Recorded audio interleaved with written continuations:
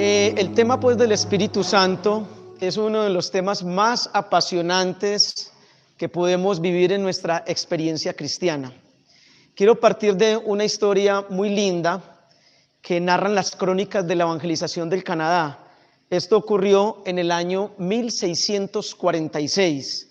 Un sacerdote jesuita, misionero francés, el padre John Briffaut, estaba realizando una tarea pastoral a unas tribus indígenas a orillas del lago Ontario en Canadá. Esta tribu se caracterizaba por ser muy agresiva, muy violenta, y en un determinado momento en que él les estaba predicando, emitiendo una catequesis, ellos tomaron la decisión de asesinarlo. Él les estaba hablando del Espíritu Santo. Ellos comenzaron a tirarle lanzas que impactaban y herían su cuerpo. Empezó a sangrar, caía de rodillas y en el suelo decía: ven Espíritu Santo. Se levantaba otra vez con la fuerza del Espíritu de Dios, seguía predicando y le tiraban más lanzas que lo seguían apuñalando. Él volvió y cayó rostro en tierra, clamó y dijo nuevamente, ¿cuál frase? Ven Espíritu Santo. Se levantó, siguió predicando, más lanzas caían en su cuerpo, cae por tercera vez y nuevamente dijo, ¿cómo? Ven Espíritu Santo. Se levanta, predica otro minuto hasta que finalmente cae muerto. Los guerreros se dieron cuenta que estaban frente al combatiente más valiente que habían visto en su vida. No habían visto un guerrero tan valeroso como este hombre. Luego entonces tomaron la decisión de sacarle el corazón, partirlo en pedacitos, consumirlo entre todos, extraer la mayor cantidad de sangre posible y beberla, porque estaban absolutamente convencidos que si comían su corazón y bebían su sangre, serían invadidos por el mismo espíritu de valor que tenía este gran guerrero. La aplicación para nosotros los cristianos no puede ser mejor. Si usted y yo comemos todos los días el cuerpo y la sangre de Cristo, es decir, comulgamos, pero no de manera únicamente física, sino que entramos en comunión profunda con Dios, porque hay personas que comulgan todos los días, pero no estar en comunión con Dios. ¿Esto suele suceder o no? Una cosa es comulgar y otra estar en comunión. O sea, comulgar debería suponer estar en comunión con Dios. Si usted y yo todos los días entramos en comunión con Dios a través de su cuerpo y de su sangre, seremos invadidos por esa fuerza y ese poder del Espíritu Santo. Ahora bien, yo pregunto, ¿ustedes quieren ser invadidos por la fuerza y el poder del Espíritu Santo o no? ¿Seguro? En cambio yo también. O sea, decir verdad, todos somos débiles o no. Todos tenemos tendencias pecaminosas, todos tenemos fragilidades. Yo voy a la Sagrada Eucaristía hace 31 años y con esto no estoy presumiendo, con esto no estoy alardeando ni creyéndome muy bueno, ni muy santico. Es por el contrario, voy a la Eucaristía diaria porque si no mis tendencias pecaminosas, mis debilidades me arrastran al pecado, pierdo la comunión con Dios y empiezo el infierno existencial. Entonces me empiezo a poner más nervioso, me estreso más, me vuelvo más reactivo con mi esposa, empiezo a ver en la calle unas mujeres por ahí tan bien hechecitas, tan aliviadas, ¿sí me hago entender? Como dice un amigo mío, muy bien hechecitas, muy aliviadas. Entonces, en la medida en que nosotros nos llenamos del Espíritu Santo, vamos a tener esa capacidad de trascender, de no patinar tanto en las situaciones de la vida. Vamos a tener una óptica, una actitud distinta. El secreto para triunfar, para ser feliz en la vida, no está en tener o no problemas, sino en la actitud con la cual yo enfrente el problema. ¿Sí queda claro eso? El secreto para ser feliz, para vivir a plenitud, no está en tener o no problemas, porque levanten la mano los que no tienen problemas. Ahora bien, levanten la mano los que tienen problemas. En cambio, yo también. ¿Cuándo es el único momento que no vamos a tener problemas? Cuando estemos muertos, yo creo. Pero mientras pasemos por este mundo, ¿vamos a tener problemas o no? Luego, entonces, felicidad no es ausencia de problemas. La felicidad tiene que ver más con una actitud interior. La felicidad es un estado espiritual, emocional, mental. gozoso, alegre y festivo a pesar de lo que ocurra afuera. Repito, la felicidad es un estado mental, emocional, espiritual, alegre, gozoso y festivo a pesar de lo que ocurra afuera. Por eso Dios está más interesado en cambiar nuestro corazón que nuestras circunstancias. Repito, Dios está más interesado en cambiar nuestro corazón que nuestras circunstancias. Y cuando el interior cambia, el exterior se transforma. Y esto lo logramos solamente a través de ¿quién? De la fuerza y el poder de ¿quién? Del Espíritu Santo. De verdad que el Espíritu Santo tiene una trascendencia monumental en la vida cristiana. Entonces, en ese sentido quiero que definamos un poquito el tema. Steven, tú eres mi auxilio y mi socorro. ¿De cuál botón es? ¿De este o este? De este. Ok. Steven es respuesta a las necesidades desde el primer momento en que hablé con él. Entonces, de una manera muy sencilla, tendríamos que decir que el Espíritu Santo es el alma, la vida, la fuerza, la identidad profunda de la iglesia. El Espíritu Santo es entonces el alma, la vida, la fuerza, la identidad profunda de la iglesia. Ni Jesús, ni María, ni los apóstoles, ni los santos, ni la iglesia serían nada sin la fuerza y el poder del Espíritu Santo. Si miramos los textos bíblicos, el Espíritu aparece desde la primera página de la Biblia hasta la última. Dice en el capítulo 1 del Génesis que todo era caos y el Espíritu ¿qué? Se movía, aleteaba sobre las aguas. Y en el último capítulo, por allá en el Apocalipsis, último versículo, dice, el Espíritu y la esposa dicen, ven. Entonces, el Espíritu Santo transversaliza toda la historia de salvación y la historia bíblica. Y de la misma manera tiene que transversalizar toda mi historia, todas las áreas de mi vida, todo mi ser traspasado, penetrado, invadido por la fuerza y el poder del Espíritu Santo.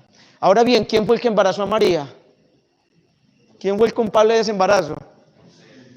Una situación muy difícil la de María, ¿cierto? Que hoy en día una niña diga que está en embarazo y le pregunten quién es el papá y que diga que está en embarazo por obra del Espíritu Santo. Eso es creíble fácilmente. ¿Ustedes qué dicen? Pobre María, le tocó enfrentar una situación difícil, ¿o no? Teniendo en cuenta que podía perder el amor de su vida y morir apedreada. Entonces él fue el que embarazó a María. Si miramos la vida de Jesús, tuvo un ministerio, una vida normal, pero inició un ministerio público en el momento del bautismo, que dice que descendió sobre él el Espíritu Santo. Y a partir de ahí lo conduce al desierto, enfrenta tentaciones y vence con el poder del Espíritu Santo e inicia su ministerio público, su vida de predicación, de milagros, de exorcismos, de sanaciones, de anuncio del reino de los cielos. Si miramos los apóstoles, el día del Pentecostés, lo que estamos celebrando, si miramos la historia de la iglesia, entonces el Espíritu Santo tiene unas connotaciones muy, muy grandes en la historia de la iglesia. Vamos entonces a definir de una manera muy sencilla la persona del Espíritu Santo. En las Sagradas Escrituras se habla entonces desde del Espíritu Santo, desde el Génesis hasta el Apocalipsis. Pero ¿cómo definían el Espíritu Santo los autores bíblicos?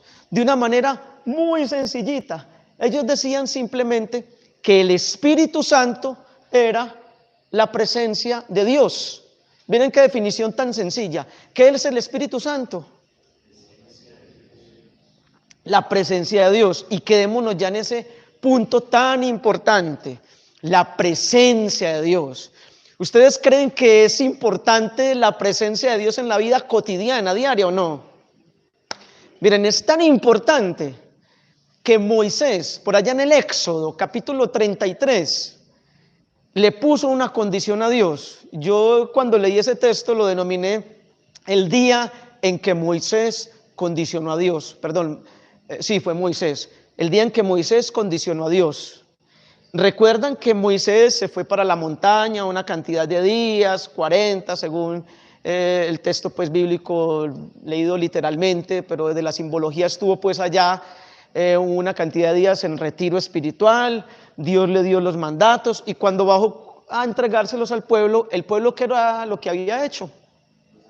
Un becerro, un ídolo, prostitución, en la Biblia prostitución e idolatría son lo mismo, bueno, todas esas cosas. Moisés regresa a donde Dios, muy bravo, y le dice, yo no quiero nada con este pueblo, destrúyalos. Entonces el texto dirá de forma literal, recuerden que no se puede tomar literalmente, pero recreémoslo un poquito, ese diálogo entre Moisés y Dios. Entonces Dios le dice, listo, acabamos con ese pueblo, sí, destruya a unos rebeldes, no sirven para nada, dijo Moisés. Y cuando Moisés ve que Dios, listo, destruyamos, como que Dios se lo tomó en serio, entonces Moisés le dice a Dios, no mentiras Dios, espérate, bueno, sigamos con el plan pues.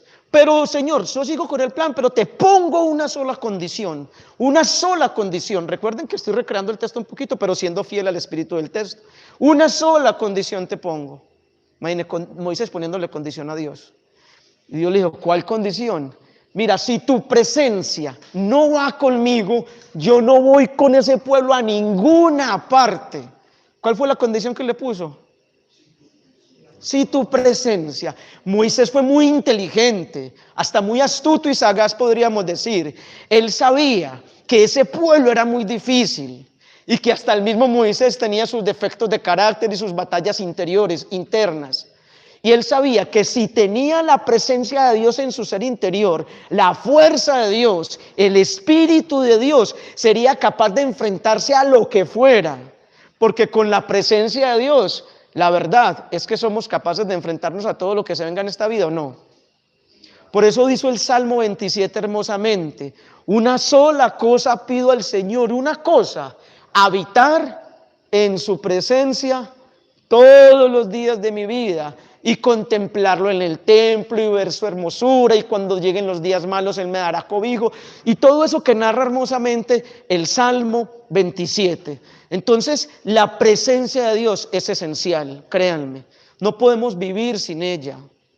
Hoy a las 3 de la mañana yo estaba de rodillas orándole a Dios por situaciones personales, pero también por este encuentro con ustedes, para que su presencia nos acompañara. Y todos los días trato de orar en esas horas, me levanto 2, 3, a veces 4 cuando estoy más cansadito, pero son mis tiempos de intimidad con Dios, porque he entendido que aquello que decía Santa Teresa es verdad, o oras o el demonio te devora. Ahora bien, ustedes se preguntarán, pero bueno, ¿y no le da sueño durante el día? Yo vigilo o soy muy celoso en dormir 7 horas. Acuesto a mis 2 niños, mi pequeña Juanita de 3 años y Josué de 6, a las 7 los acuesto, me duermo con ellos. Si no tengo que salir a alguna charla, alguna predicación, a algún lugar en Medellín, me acuesto con ellos. Y de hecho que en las noches es poco son muy poquitos los días que estoy saliendo. Entonces me acuesto a las 7 con ellos o a las 8. Porque a las 3, 2 de la mañana estoy de rodillas orando, porque he encontrado en la oración la fuerza. Porque si yo no orara, créanme que Santa Teresa dice que o oras o el demonio te devora. Ella misma dice que la persona que tiene oración por debilidades, tentaciones, caídas que tenga en el pecado, llegará a puerto de salvación. La misma Teresa decía que las personas que no oran, tarde o temprano terminan por convertirse en un demonio o una bestia. En una bestia porque nos volvemos reactivos, primarios, instintivos. Un demonio, enseña el magisterio de la iglesia que el demonio es un ser pervertido y pervertidor, nos pervertimos. La misma Teresa da muchas indicaciones con el tema de la oración. El santo San Benito, ¿cuál era la regla de San Benito? Ustedes la conocen. La regla benedictina. Ora y la hora, ora y la hora. O sea, no nos podemos quedar todos los días solamente en realización de funciones externas.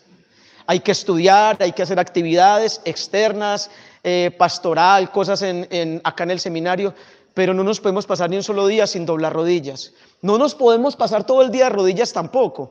Por eso dice San Benito, ora y labora. El Padre Pío de Pietrelcina decía, ora y espera. San Juan María Vianney, el santo cura de Ars, decía, ora y ama. Pero esto es esencial. Por algo se fue Moisés toda esa cantidad de días a las montañas a orar. Los textos bíblicos nos dirán que Jesús muy temprano, cuando todavía estaba oscuro, estaba orando. Marcos 6:12, Lucas 6:12, Marcos 3:13, perdón, orando, se pasaba noches enteras orando. Entonces, en ese sentido, el Espíritu Santo es la presencia de Dios, que lo encontramos en la intimidad, en el diálogo, en la oración, pero también en la fidelidad y en la comunión diaria con Dios, a través de las acciones en coherencia. En ese sentido, entonces, queda claro cómo interpretaban los autores del Antiguo Testamento o los autores bíblicos al Espíritu Santo. ¿Cómo lo entendían? ¿Cómo qué? Ahora bien, eso nos tiene que llevar a nosotros a cuestionarnos cómo estoy yo en ese punto de la presencia de Dios en mi vida. ¿Cómo estoy yo en cuanto a la intimidad, en cuanto a la comunión con Él? Se cuenta que en alguna ocasión una monjita en su convento tuvo muchas cosas por hacer durante el día. Y entonces en la noche, haciendo ya la última oración ahí cansada, una oración de 5 minutos, le dijo: ay, Señor, estoy tan cansada, pero menos mal, has sido en tus cosas. Y Dios le dijo: es verdad, has estado en mis cosas, pero no has estado conmigo. Es muy distinto estar en las cosas de Dios a estar con Dios, ¿cierto? Ustedes se están preparando para ser sacerdotes. Cuando estén en la actividad pastoral, en parroquias, tengan mucho cuidado. No caigan en esa terrible tentación de quedarse únicamente en actividades externas. No caigan únicamente en caer en esa terrible tentación de celebrar sacramentos únicamente. A veces se nota el vacío enorme. Yo llevo 31 años yendo a la Eucaristía todos los días, lo repito, y no con esto presumo. Y a veces veo unos sacerdotes que me hacen unas Eucaristías que me llenan en alma y digo: gracias, Señor, por este sacerdote. Se nota que dobla rodilla, se nota que prepara el mensaje, me dio alimento sólido, sale uno de esas Eucaristías lleno. Y no se trata de oratoria, de fluidez, de capacidad intelectual o académica. Se trata de comunión con Dios, sale uno lleno, qué rico. A un pueblo que tiene hambre y sed de Dios, ¿o no? Ahorita me decía el padre que se suicidó una niña en el colegio en el cual está él ejerciendo su labor como rector. Por Dios, es que ¿por qué se suicidan? ¿Por qué se destruyen los matrimonios? ¿Por qué se disparó las adicciones a las drogas? ¿Por qué la situación política del país? ¿Saben por qué? Porque cuando hay ausencia de luz, la oscuridad crece. Y si nosotros, que somos la luz, los evangelizadores, los sacerdotes, los seminaristas, aquellos que decimos ser los portavoces de Dios, no tenemos comunión profunda con Él, no tenemos el Espíritu Santo avivado a fuego, entonces ¿qué se va a decir de ese pueblo? Hoy se anhela que a Colombia lo gobierne un presidente que camine en santidad, que no apruebe el aborto, que no apruebe eutanasias, que no promueva la ideología de género y tantas cosas. Y ese es el querer de muchos cristianos. Pero ¿qué estamos haciendo para eso? Ese presidente en santidad lo tenemos que dar a luz nosotros, lo tenemos que parir. Si queremos congresistas, si queremos alcaldes, miren las controversias en Medellín. No sé ni siquiera a qué partido político pertenece el alcalde de Medellín, Daniel Quintero, pero hace un mes, vieron ustedes, o mes y medio, el informe que sacó acerca de la masturbación, cómo aprobó un proyecto para que enseñen todo esto en instituciones educativas. Y escribió un tuit donde decía, perdón la expresión, pero sí lo escribió literalmente: no es cuestión de paga, es cuestión de salud mental. Y yo pensaba, por Dios, yo tengo una niña de 3 años en una institución educativa, en una guardería, de estas guarderías que tienen cobertura la alcaldía de Medellín, y un niño de 6 años también, una institución. Entonces me lo van a erotizar, me le van a enseñar a autoerotizarse o masturbarse, porque es cuestión de salud mental. ¿Sí me hago entender? Entonces, cuando yo veo un sacerdote que me da una Eucaristía bien especial, se lo agradezco tanto profundamente. Pero tristemente veo otros sacerdotes que se nota que no tienen ni un ápice de oración, que dan cualquier mensaje moral, y que en la displicencia en que celebran la Eucaristía se nota que no hay Espíritu Santo. Cierto que usted no, mentiras, es que eso no va a ocurrir con ustedes. Eso es por allá en otros lugares, pero eso no va a ocurrir. Aquí sí vamos a tener sacerdotes, cierto que sí, Padre, llenos del Espíritu Santo, llenos de unción, llenos de la presencia de Dios. Entonces, esa es la realidad que tenemos.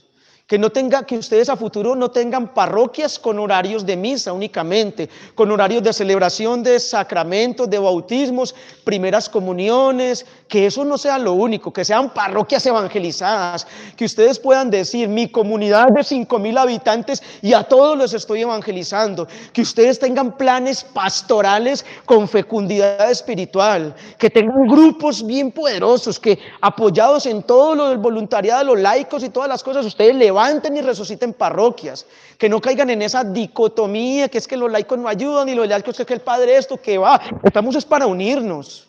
Cuando verdaderamente hay Espíritu Santo, las parroquias se levantan, se renuevan, se avivan y no se quedan únicamente en celebración de sacramentos de cualquier manera. Yo agradezco tanto cuando veo estos sacerdotes y me uno y he trabajado con ellos y me he sumergido con ellos en pastoral intensa haciendo todo este trabajo. Entonces, el Espíritu Santo de verdad tiene que reflejar la presencia de Dios en nosotros. ¿Cómo vamos hasta el momento? ¿Alguno tiene sueño? ¿Estoy adormeciendo a alguno? Si alguien se me duerme, padre, ¿sabe qué hago? Ustedes me dan permiso, yo oro por el que se me está durmiendo, le impongo manos y le digo que en paz descanse. ¿Listo?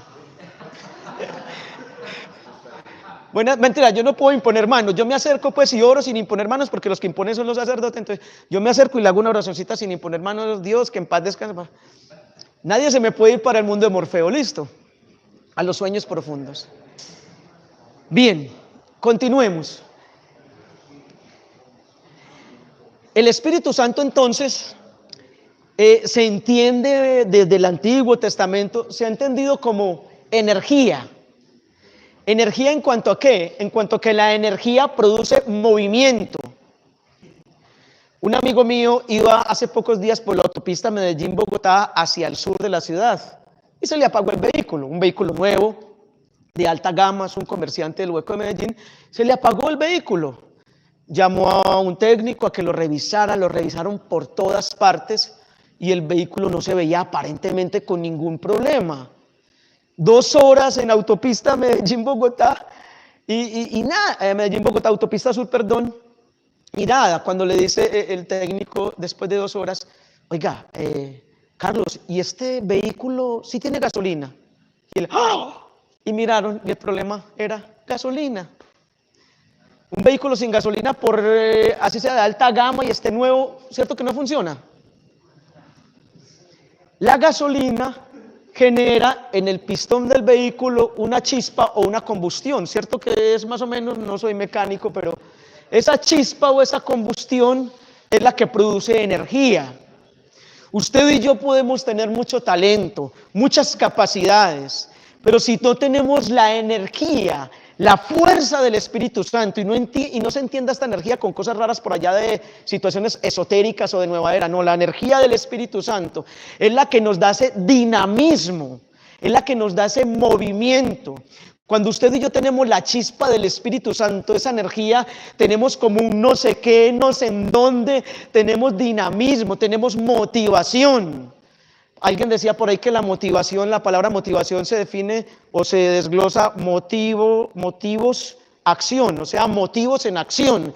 Cuando usted y yo tenemos el Espíritu Santo, nos ven motivados, nos ven alegres, nos ven como encalambrados, como poseídos por una magia especial, nos brillan los ojos, nos brilla el rostro, nos palpita el corazón, bueno, nos brilla el rostro por la gracia de Dios, no por la grasa como a mí en estos momentos. Entonces, el Espíritu Santo nos tiene que dinamizar la vida. Que se nos note. En alguna ocasión, unas señoras de un grupito de oración fueron y le dijeron al padre, padre, queremos orar por usted para que reciba el Espíritu Santo. Y el padre, pero ¿cómo así? Pues se sintió insultado, pero les digo, pero ¿cómo es que yo lo tengo? Lo recibí en el bautismo, renové primeras bautismales, primera comunión, confirmación, soy sacerdote. Y las viejitas, no padre, pero es para que se le note entonces. Es que se me note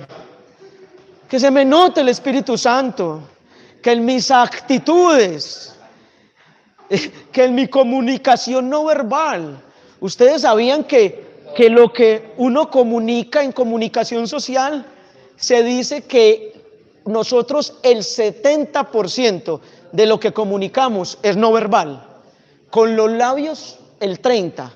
Pero el resto, la mirada, la calidez, la empatía, la actitud corporal, todo eso es lo que más comunica. O sea, de acuerdo a mi manera de saludar. A mí Steven me acogió, me ha abrazado con puro cariño desde el primer día que me llamó. Igual el padre, igual usted padre. Yo le decía a Steven ahorita, ojalá en todas partes me recibieran así como lo reciben a uno aquí, con tanto cariño, con tanta ternura, de verdad. Hay una calidez en ustedes maravillosa y eso se refleja ahorita con el padre también, la bienvenida tan calurosa y tan especial. De verdad que lo trabajan muy bien. Que se note en la manera en cómo enfrentamos los problemas, en la manera en cómo vivimos cada una de las situaciones de la vida cotidiana, que se note que tenemos el Espíritu Santo, que el Espíritu Santo lo usemos, lo utilicemos para todo. Una vez un joven entró a misa, se arrodilló al lado de una señora y se echó la bendición, dijo en el nombre del Padre, del Hijo, amén. Y le dice a la señora, hey, ¿dónde fue el Espíritu Santo? No, dejé cuidando la bicicleta afuera. O sea, utilizar el Espíritu Santo para todo, tenerlo en cuenta en todo, que lo dejó cuidando la bicicleta, dijo el joven. Tener en cuenta el Espíritu Santo en todas las realidades de la vida. Estos días en mi oración privada, frente a ciertas situaciones, estaba un poquito estresado y en la oración yo entendía como que Dios me decía, hey Juan, no me tienes pues a mí, no estás orando. No me tienes a mí, yo estoy de tu lado, yo soy tu ayuda, tu auxilio, tu fuerza. Y eso me dio como mucha tranquilidad y paz, porque a veces uno se va sumergiendo en el problema y no en el que soluciona el problema. Les pregunto, ¿el Espíritu Santo soluciona problemas o no? ¿Nos ayuda a solucionar problemas? Más bien. Ok. Entonces, el Espíritu Santo es energía que nos da movimiento para que usted y yo no nos quedemos estancados, para que no nos quedemos patinando toda la vida en los mismos defectos de carácter, quejándonos de las mismas situaciones, repitiendo y reincidiendo en las mismas faltas, para que no nos hundamos en las mismas arenas movedizas. Pero el Espíritu Santo también es viento. En ese sentido, los israelitas, cuando iban por el desierto caminando en ese recorrido, ellos veían que venían esas corrientes de viento y elevaban las arenas del desierto. Y cuando caminaban por lugares boscosos naturales, el viento movía el aire para un lado y para el otro, porque eso produce el viento, movimiento y dinamismo en la naturaleza. Pero también una de las formas que se utilizaba para comprobar cuando una persona que estaba muy enferma e inconsciente estaba viva o muerta, le ponían un metal, o todavía se hace en algunas regiones lejanas donde no pueden tener un médico cerca, le ponen un espejo para ver si lo empaña, si empaña la persona el espejo con el aliento, para ver si tiene aliento de vida. Entonces el Espíritu Santo es ese que nos da el aliento de vida. Hay personas que están vivas, aparentemente muy bien, pero por dentro están muertas en vida. En la industria del cine, en la década del 80 tuvo mucha fuerza una serie de películas que tenían que ver con muertos vivientes. Y ahorita, en estos últimos años, volvió y cogió fuerza en la industria del cine el tema de los muertos vivientes.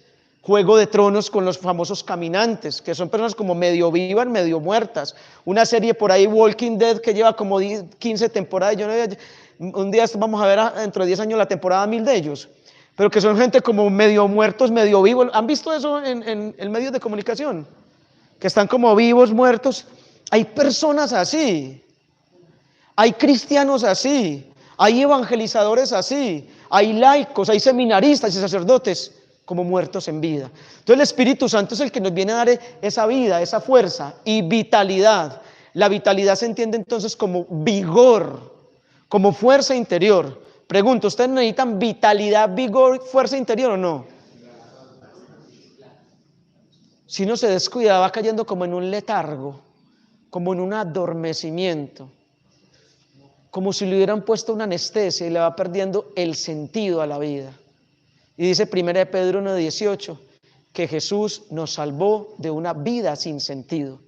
¿De qué nos salvó Jesús? Avancemos un poquito. Entonces el Espíritu Santo nos genera tres cosas: vida, orden y belleza. Vida, orden y belleza. En ese sentido entonces hablemos primero vida. Juan 10:10 es un texto famosísimo. Jesús dijo, yo vine para que tengan ¿qué? y la tengan ¿cómo? Eso quiere decir entonces que tener el Espíritu Santo es tener alegría abundante. Y la pregunta es esa: si tenemos alegría abundante, en la vida en corriente, sí tenemos esa alegría abundante que nos regala el Espíritu de Jesús. ¿Ustedes qué dicen? ¿O hay situaciones que nos roban la alegría? O alguien podrá decirnos que eso es muy difícil, Juan Carlos, no estar alegre a toda hora. ¿Ustedes qué dicen? Una cosa es tener una emoción de alegría en punta, arriba, un pico de alegría, que suele suceder, pero todas las emociones suben y bajan, ¿cierto?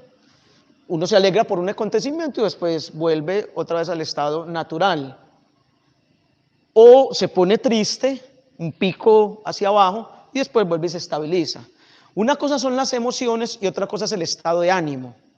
¿Sí me hago entender? Las emociones son efímeras y pasajeras. El estado de ánimo es el que se conserva en el tiempo. Y ese es el que más hay que cuidar. Entonces, Jesús quiere que tengamos un estado de ánimo alegre. Pero ¿cómo hago yo para tener alegría con estos problemas o con estas situaciones? ¿Cómo hago para tener alegría cuando tengo un conflicto dentro del seminario? ¿O cómo hace para tener una alegría con una enfermedad bien terrible? O cuando la situación económica amenaza con que yo no pueda seguir mi proceso de formación acá y renuncie a mi sueño y tenga que renunciar a mi sueño. O cómo voy a estar alegre si sé que en casa hay una cantidad de traumas y situaciones. Ahora bien, el apóstol San Pablo decía, lleno del Espíritu Santo, en medio de todos los problemas que tengo, estoy que desbordo de alegría. ¿Cómo decía Pablo?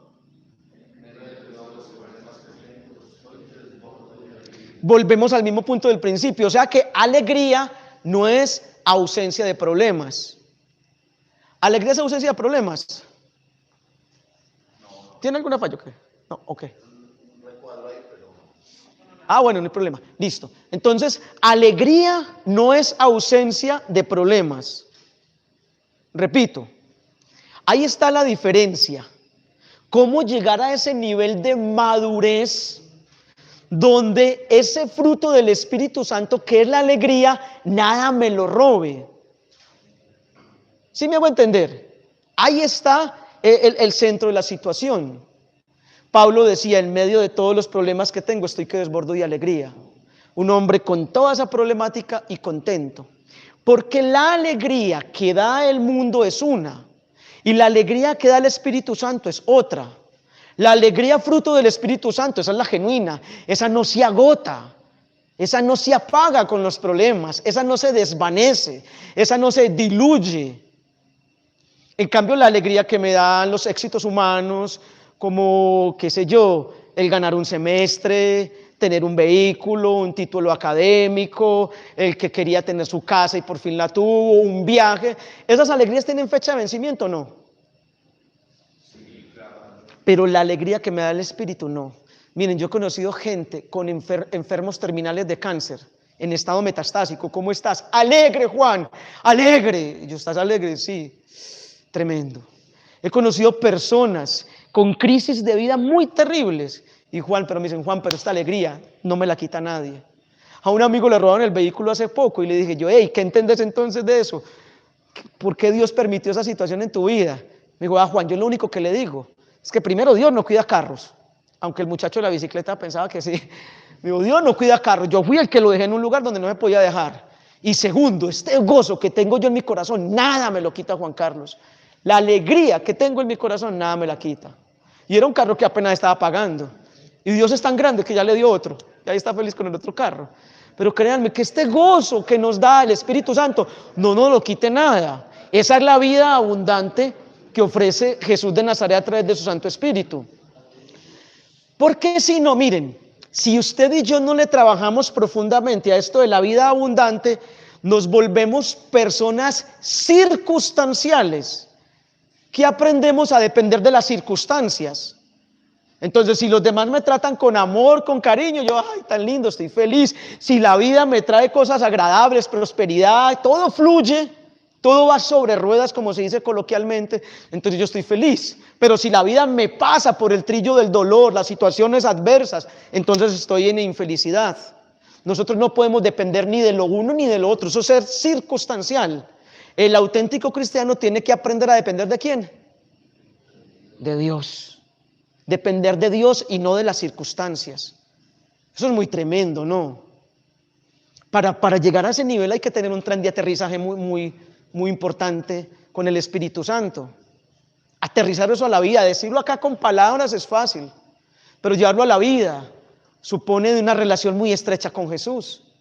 Pero es lindo porque de día en día vamos madurando, es un Dios de procesos. Yo les comparto que hoy situaciones que antes me deprimían, me angustiaban, hoy ya no me afectan tanto. Hoy ya las puedo canalizar.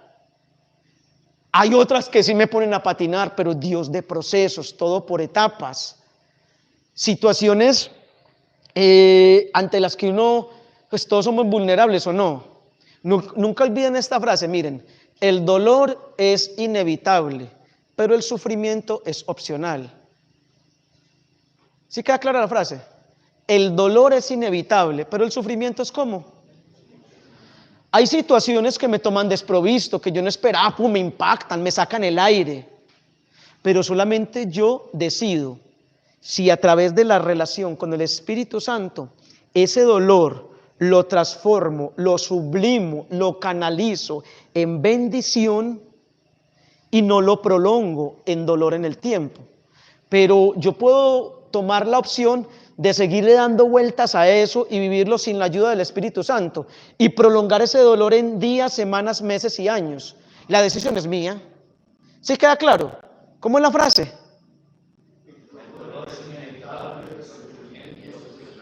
Yo solamente decido. El Papa, cuando vino acá el Papa Francisco hace varios años, dijo, todos somos vulnerables, no somos de palo.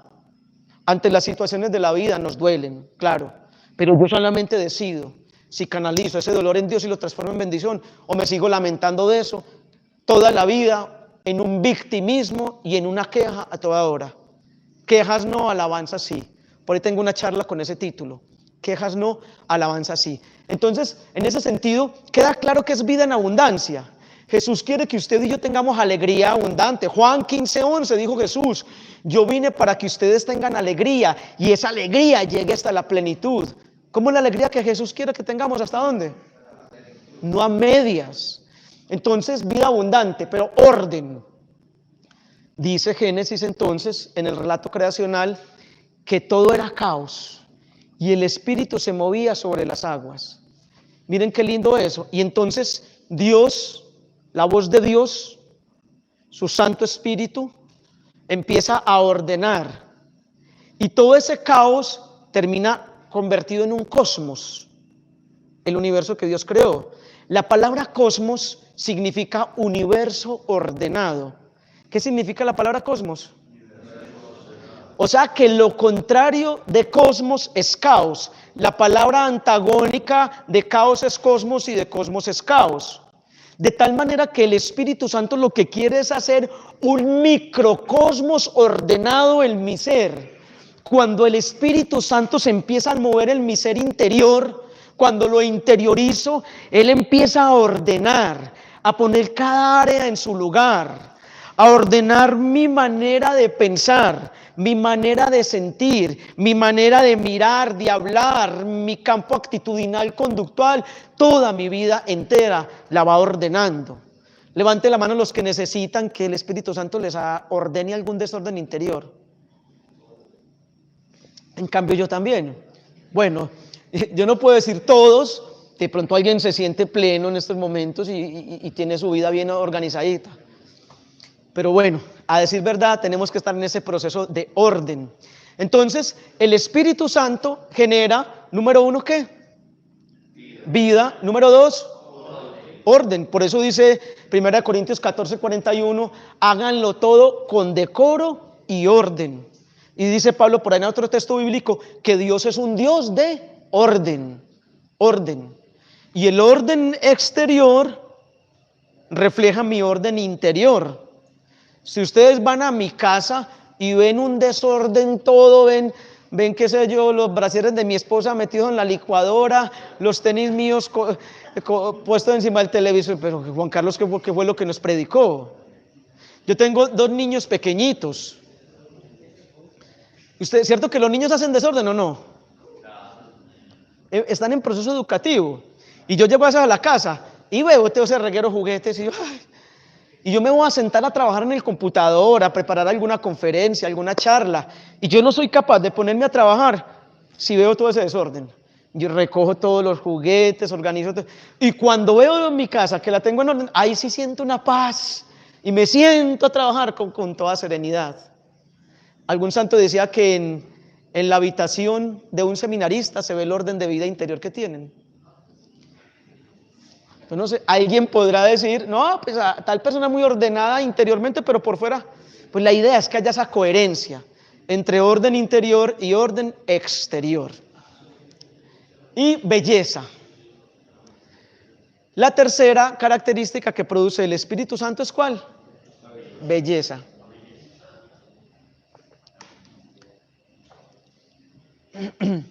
La palabra Edén significa armonía.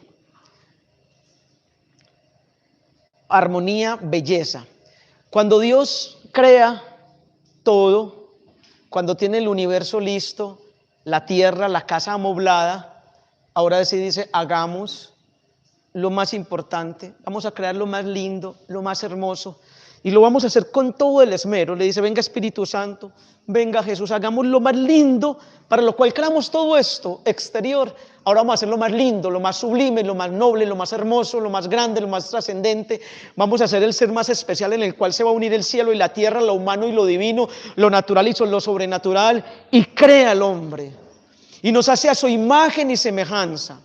De tal manera que Dios nos creó bellos, hermosos, radiantes, sublimes, resplandecientes, armónicos. Por eso Edén significa armonía, y nos puso en el lugar de la armonía a los seres armónicos y hermosos que Él creó. Pero, ¿qué es lo que pasa con esa belleza? ¿Qué pasó con ella? Con el pasar de los años, o sea, cuando nacemos hermosos con esas características. Todos somos hermosos.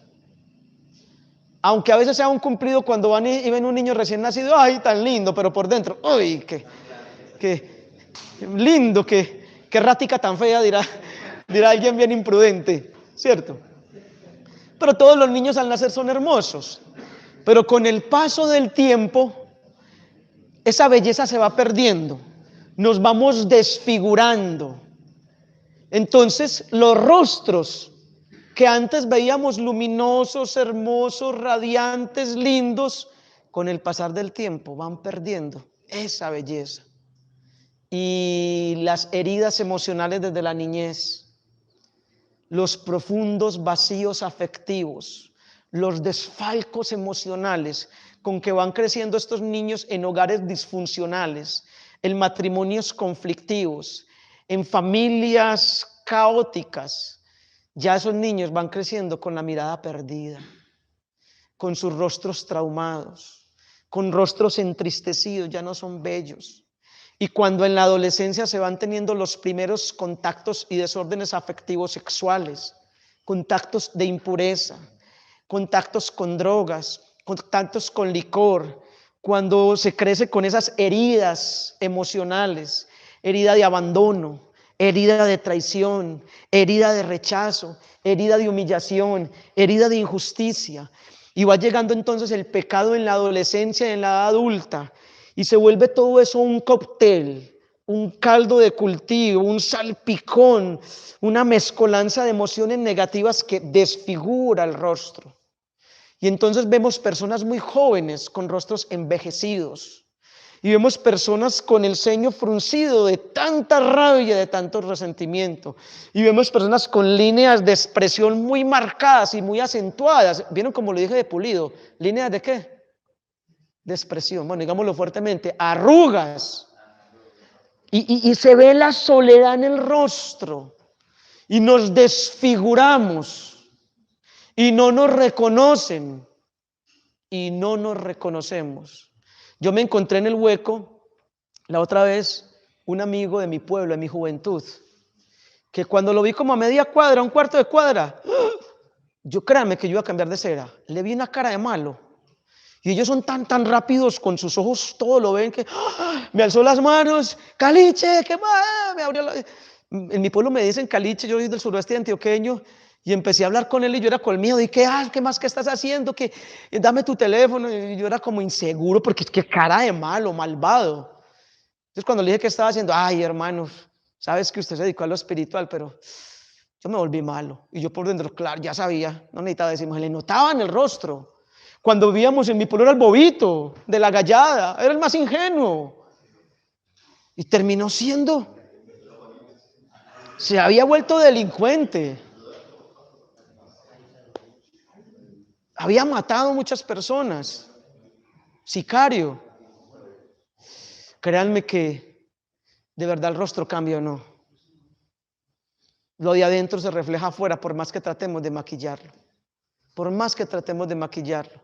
El pecado desfigura. La droga, el licor, las adicciones modernas desfiguran. Hoy hay una cantidad de adicciones. Hoy nos tienen pegaditos de estos aparaticos celulares. Según datos estadísticos, 7 horas diarias pasamos sumando cada vez que miramos el celular. Un niño cuando está en el vientre se mueve mucho a los reflejos de la luz y de los sonidos por su parte cerebral. Este aparato, sus destellos de luz y de sonido nos están activando esa parte. El cofundador de Facebook reconoció que cuando crearon Facebook lo crearon para generar personas adictas. Ustedes mírenlo en un lugar público, en un bus, en un punto de parada de un bus, en una estación del metro, en una plaza pública, en un centro, en todas partes todo el mundo es así o no. Todo el mundo es así. Somos. El padre ahorita me dio pena con él. Yo tenía que hacer un pago que me había olvidado y me estaba contando una historia. Y yo, ay, me acordé de un pago. Y el padre, discúlpeme que tengo que hacer un pago acá antes de que me olvide. Hice el pago y me dijo, tranquilo. Pero todos somos como la mirada perdida. Ahora bien, no hay que coger el celular y tirarlo a la basura. Pero ojo, se están creando ya centros de rehabilitación para adictos a pantallas. La adicción posmoderna es esta. Y a veces cogemos el celular sin necesidad de cogerlo. No, voy a ver a qué. Y más ahora con el tema de las elecciones, los videos políticos, lo que dijo Rodolfo, lo que dijo Petro, lo que dijo este, lo que dijo aquel, y por muchos otros motivos, no. O sea, el instrumento no es malo. Yo puedo utilizar una guitarra para cantarle a Dios o cantarle al diablo, ¿cierto? Pero el tema es ese, las adicciones. Entonces hay muchas cosas que desfiguran. Ojo, y Dios los escogió a ustedes, seminaristas queridos, los ha escogido para que vayan a embellecer la humanidad. Esta humanidad que se está desfigurando, esta humanidad que perdió el Edén, esta humanidad que perdió la armonía, esta humanidad que perdió el gozo. Dios los está llamando a ustedes para ser instrumentos de salvación. Dios los está llamando a ustedes para que sean seminaristas santos, para que pasen por estas casas de formación, no solamente cumpliendo horarios de actividades que tienen asignadas y programadas, sino viviendo una experiencia profunda del Espíritu Santo, viviendo una transformación interior, que ustedes salgan de acá embellecidos. El pecado desfigura, pero el Espíritu Santo transfigura.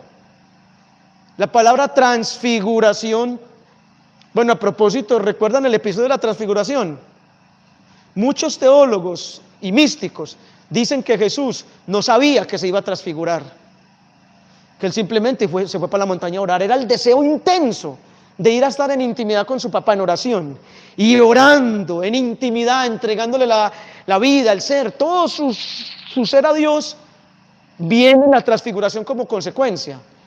O sea que la transfiguración es consecuencia de la oración. Es que cuando yo oro me transfiguro, no. Dice el Salmo 33, versículo 4, contempladlo y quedaréis radiantes de alegría. ¿Cómo dice el Salmo? Contempladlo y quedaréis radiantes de alegría. Es que quien ora, quien contempla a Dios, se transfigura, es radiante, le brilla el rostro, no por la grasa, sino por la gracia de Dios. ¿Cómo van hasta el momento? Pregunto. ¿Seguro? ¿No los voy cansando? Párense un momentico, por favor. Monseñor Alfonso Uribe Jaramillo decía que una conferencia de 45 minutos mueve el corazón, pero además de 45 mueve los glúteos. Párense, estírense, por favor. Manos arriba, así.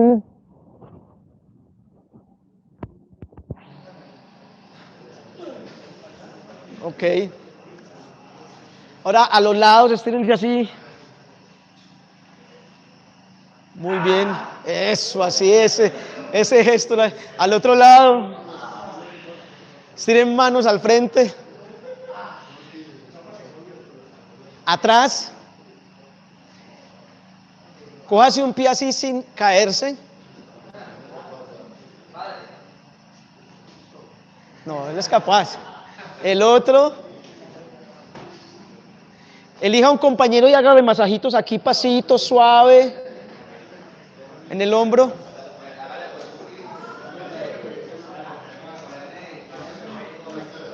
Pasito, pasito. Cambie de compañero.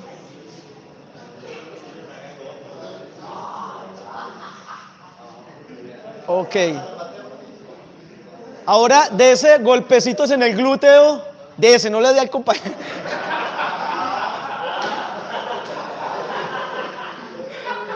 Dese.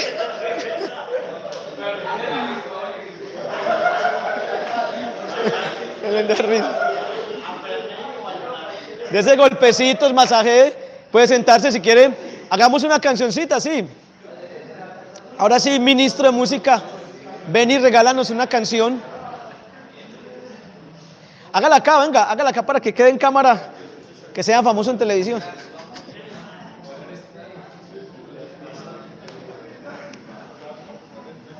Dale, córrese para allá, cualquiera, la que usted quiera. Es la que usted quiera.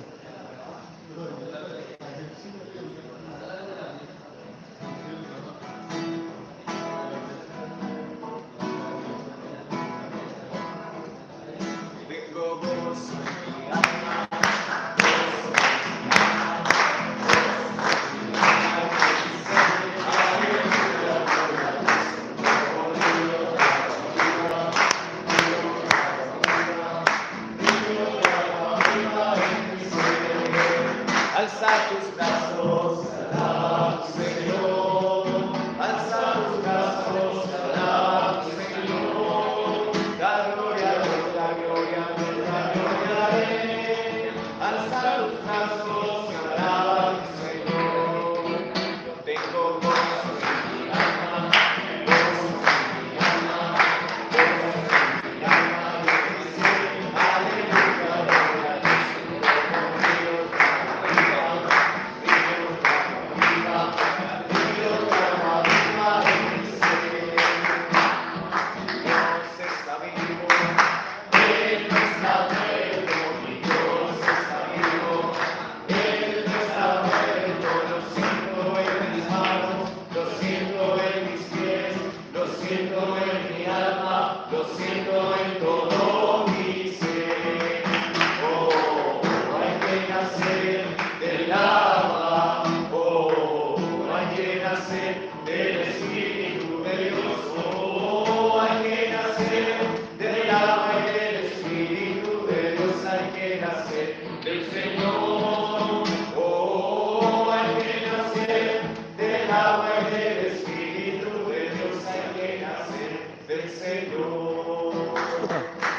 Otra.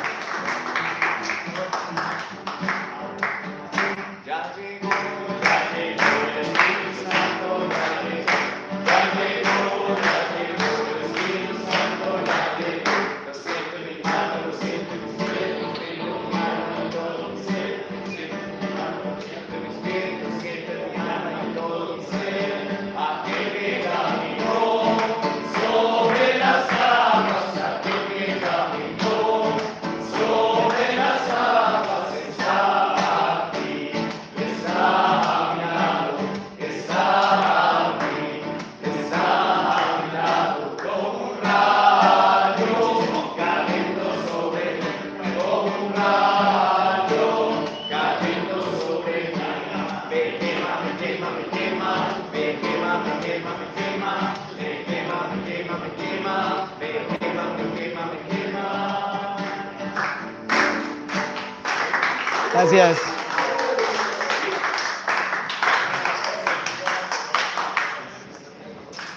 Bien, ¿cómo van hasta el momento? Bien.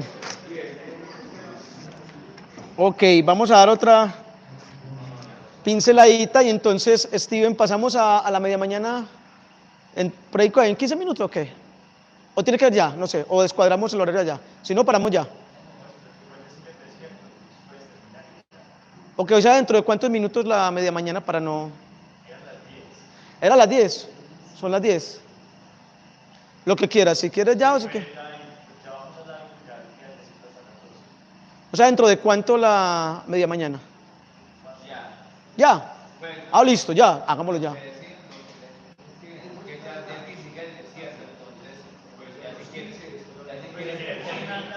¿Otros 15 para redondear este concepto? Ok, perfecto. Bien.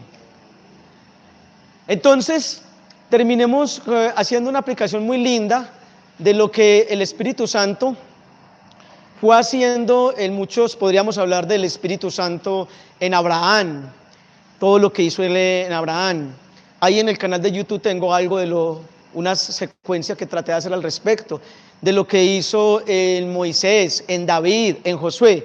Pero quiero que aterricemos un poquito todo esto que hablamos con este personaje tan lindo y tan conocido por todos nosotros desde niños. Ustedes saben que el libro del Génesis, entonces, en el capítulo 37, narra una historia maravillosa en la que se nos habla de una familia muy numerosa, 12 hijos. El relato nos dice que el padre amaba mucho a José, que fue el menor, claro que después de él nace otro, pero tuvo un afecto especial con José, que fue pues de los últimos que nació.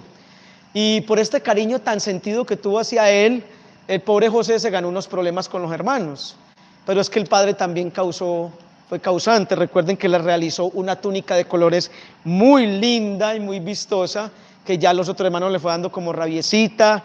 Aparte de eso, José era muy ingenuo y comienza a tener unos sueños proféticos, premonitorios.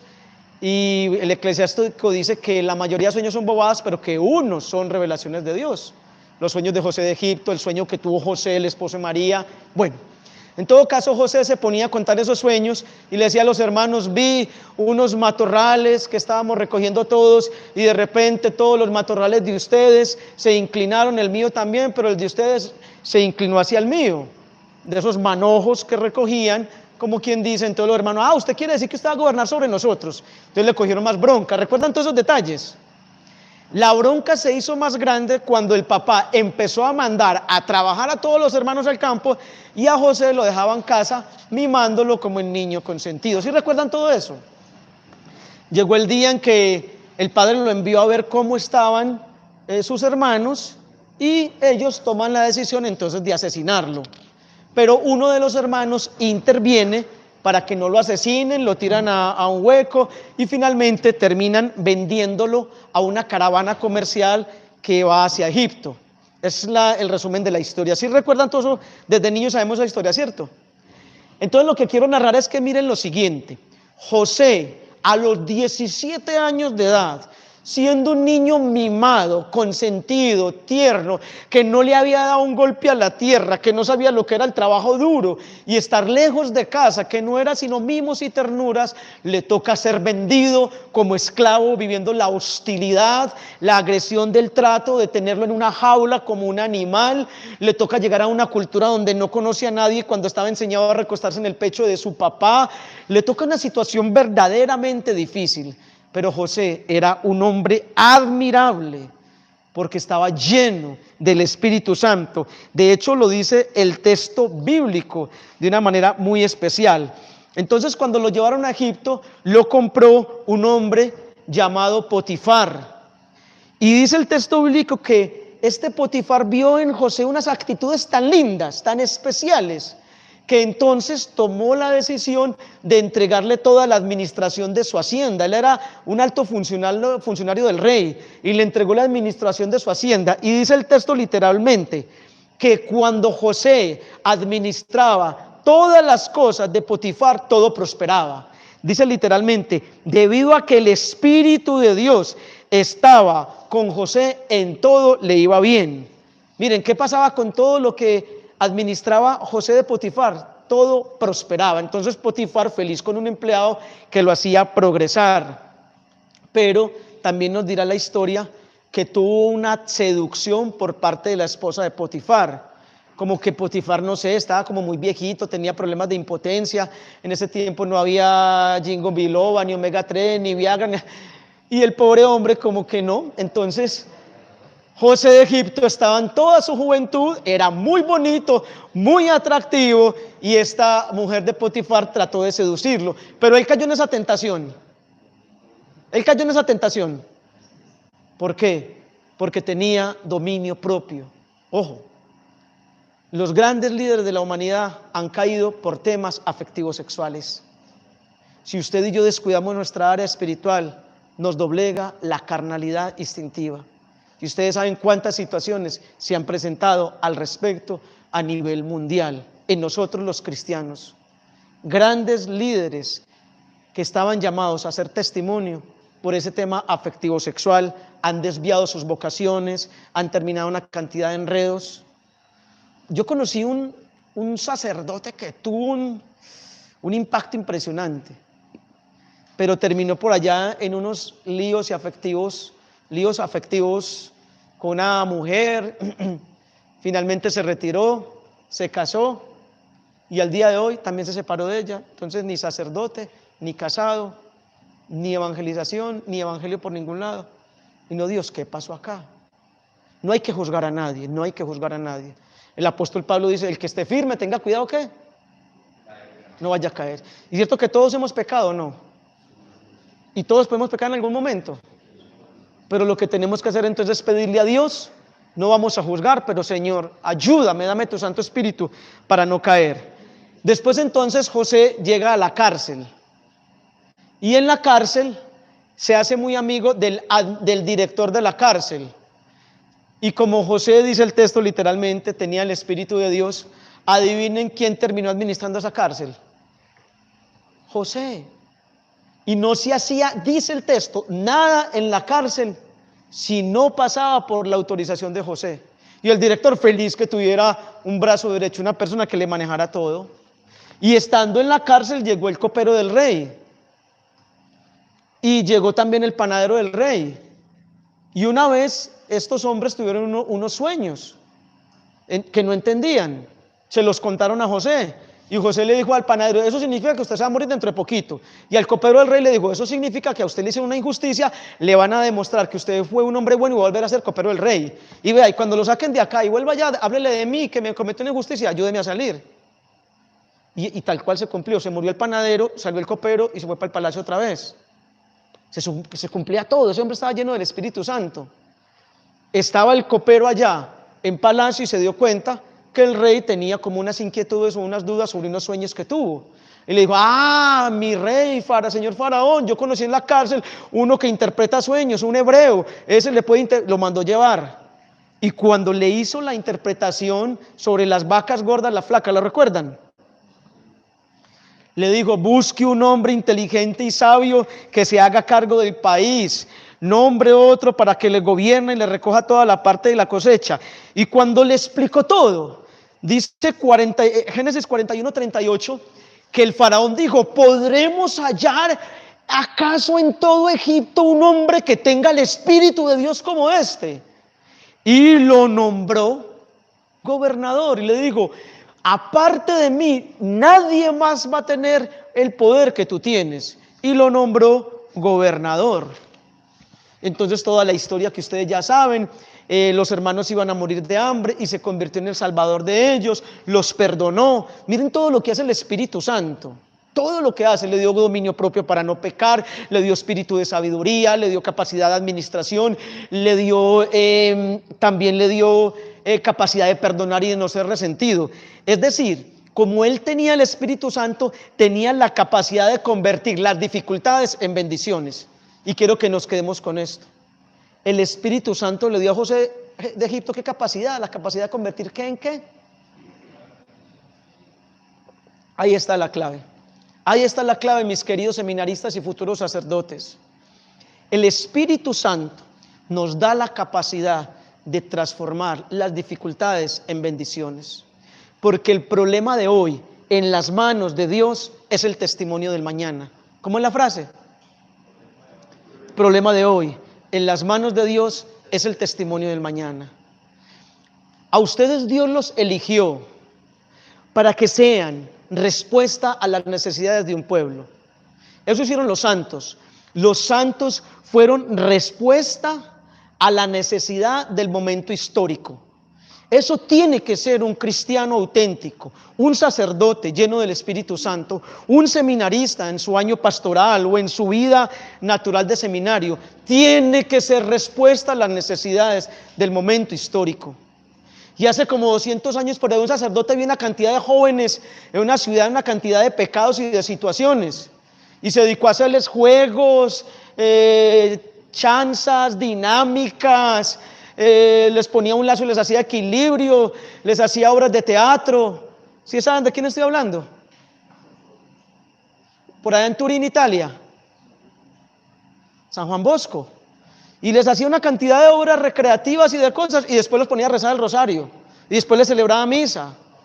Y empezó a llevarse a mangas, a jugar con ellos, y fue dando origen a su obra. Vio una cantidad de jóvenes perdidos en las calles. Y finalmente ese hombre creó el oratorio y todo lo que hizo, y les enseñó, les decía: jueguen, brinquen, salten, recréense, pero no pequen, no pequen. Y salvó cantidades de jóvenes, los llevó a los pies de Jesús. Y hoy la comunidad de los salesianos está en los 5 continentes. Y por allá otro curita muy brutico que decía el director del seminario: pues, ¿qué hago con este seminarista? Definitivamente es un santo, en la parte espiritual es un santo. Uy, pero es bruto, es un riel, no le entra en una exposición grupal. Sus demás compañeros se expusieron súper bien y él salió y dijo unas burradas, unas brutalidades que le hizo perder la nota a todos. El más inteligente fue y lo cogió y le dio una cachetada y le dijo: no puede ser más bruto, nos hiciste perder la nota a todos. Y él se puso de rodillas: por favor, perdóname, pero es que no entiendo. A lo último lo acogió para un sacerdote y lo ayudó a ordenarse. Y por pena a que lo hiciera quedar mal por allá en la grande ciudad, lo mandaron para un pueblito por abandonado. Y cuando llegó a ese pueblito, que era un caserío de cuadra y media, en cuadra y media habían 7 cantinas. La iglesia estaba cerrada por la revolución de Napoleón y todas esas cosas. Y entonces en esas cantinas todos los días se emborrachaba la gente, se encerraban y empezaban a tener sexo todos con todos, orgías. Y ese curita se llenaba de angustia por esa situación. Y entonces, como él no tenía facilidad de palabra, era medio gaguito y no tenía capacidad, fluidez, entonces se puso a estudiar de memoria los sermones de los santos más reconocidos de la época y se pasaba 5, 7, 8 horas aprendiéndose eso para la predicación del domingo. Y cuando salía el domingo, a 4 o 5 personas que le iban a misa, se le olvidaba todo, se enredaba, se ponía nervioso y decían unas barrabasadas. Y cuando se da cuenta de ese pecado de ese pueblito, se va para las montañas a orar. Y empiezan esas montañas a orar y se ponía a llorar, se revolcaba, se tiraba al suelo: Señor, o se convierte, no me muero. Hasta lo escuchaban los campesinos, iban y contaban al caserío, al pueblito: ese cura es bobo, es que orando por nosotros, que para que nos convirtamos, ese sí es bobo. Y cogió el primer cantinero, eran 7 cantinas, y empezó a hablarle a esos cantineros de Dios. Primer cantinero: que va, yo toda la vida he tomado licor y mi familia, usted mismo no me va a convencer con su cristianismo. Adivinen qué pasó con el cantinero. Se convirtió, entregó a Dios, porque ese curita tenía ¿a quién? Al Espíritu Santo. Y cogió al segundo cantinero: a mí no me vas a hacer lo que le hiciste al otro, yo no voy a cerrar. Y ahí, ¿qué pasó con el segundo cantinero? Y el tercero, y el cuarto, y el quinto, y el sexto, en cambio, también, y el séptimo, hasta que llegó el dueño de la fábrica de licores y alcoholes de León, ciudad más cercana a ese pueblo. A ver qué pasó, que allá le compraban tanto licor, tanto guaro, y se le dañó el negocio. Eso fue el cura, bueno, nos convirtió a todos. No, y se fue a enfrentarlo con ira y con rabia. Y adivinen qué pasó con el dueño de la fábrica de licores y alcoholes de León. Por Dios, muchachos, es que tenemos que estar llenos del Espíritu Santo. Que se nos note, por Dios. Que se nos note en la vida académica, en la convivencia en el seminario, en las relaciones, en el año de pastoral, en el propedéutico, se vea ya el espíritu encendido, en el tiempo de la filosofía, de la teología, en el año pastoral, en la ordenación y en todo momento. Este mundo se está destruyendo. Miren la realidad política de Colombia, eso es ausencia del bien, ausencia de Dios. Cuando Jesús fue a resucitar a Lázaro, le dijo Marta: si hubieras estado acá, mi hermano no habría muerto. Como quien dice, el mal es ausencia del bien. ¿Por qué la situación política de Colombia? Estos días estuve predicando en el suroeste antioqueño, en Salgar, y como yo soy del suroeste, de Ciudad Bolívar, Antioquia, me senté en el parque de Salgar cuando iba a regresar a comerme algo, y me puse a recordarme cómo mi abuela me contó que en 1950 ella vivía allá en Salgar. A mí me crió mi abuela. Y el papá de ella, mi bisabuelo, era rico, tenía varias fincas y se enloqueció porque le tocó ver cómo mataron a todos sus amigos en ese parque de Salgar, les mocharon la cabeza con machetes por esas contiendas políticas de esa época. En 1950, no sé, la chusma, las peleas entre liberales y conservadores, y se tenían que ir para la finca. Entonces mi bisabuelo se impactó mucho por eso. Y estaban en la finca cuando llegaban las noticias, viene la chusma, y se tenían que ir para los cafetales con los niños. Amanecían en el cafetal mi abuela por toda esa situación con todos, que porque los iban a matar. Mi bisabuelo se empezó a trastornar mentalmente y con la poquita plata que tenía en el carril se fue para Bolívar, donde nací yo, y dejó todas esas fincas tiradas en Salgar y murió loco. 1950, 1960, 70 se da en Colombia el tema de las guerrillas de izquierda. 1990, ya yo soy adolescente, se da en Colombia el tema de las guerrillas de ultraderecha paramilitares. Y estando yo en mi pueblo, Caratico, se entraba la guerrilla en 1980, mis tías, una trabajaba en la caja, otra en el banco, y éramos angustiados que porque la guerrilla iba por la plata del banco o de la caja agraria en ese entonces, la guerrilla. Pero en la década del 90 ya fue la guerrilla de ultraderecha. Y después que el narcotráfico, un problema que hasta el día de hoy no ha parado. Hoy en día son bandas criminales, pero guerra de guerrillas, de extrema izquierda, de ultraderecha, narcotraficantes, BACRIM, bandas criminales, ODIR, Organización al Servicio del Narcotráfico, tantas situaciones. Toda la corrupción política.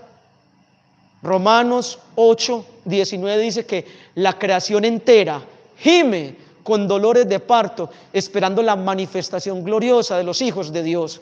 Es decir, cada aborto, cada destrucción de un matrimonio, cada joven que cae en la droga, es un grito. Cada que usted y yo vemos las noticias, es un grito de la humanidad diciendo, es que abortamos, nos suicidamos, acabamos matrimonio, nos destruimos, hacemos asesinatos en serie de niños, Estados Unidos, es que nos declaramos la guerra, Rusia, Ucrania, todo eso, porque no conocemos la luz, porque no conocemos el bien, porque estamos entenebrecidos, porque no hay luz. Una vez le dijo un pagano a un cristiano, ¿y ustedes que tienen la luz, qué han hecho con ella? ¿Qué estamos haciendo con la luz? Ustedes son la luz. Si en una habitación oscura se prende un fosforito, una habitación oscura, ahí mismo ilumina, retrocede la oscuridad, porque la luz es más fuerte que la oscuridad. Pero somos nosotros los encargados, con la fuerza y el poder del Espíritu Santo, de ir a iluminar, irradiar. El fin del mundo. Todos esos cuentos de que profecías de esto aquí, que el fin del mundo, toda esa fecha han fallado. Pero hay algo que ya está comprobado científicamente por donde viene el fin del mundo, y es por la parte climática medioambiental.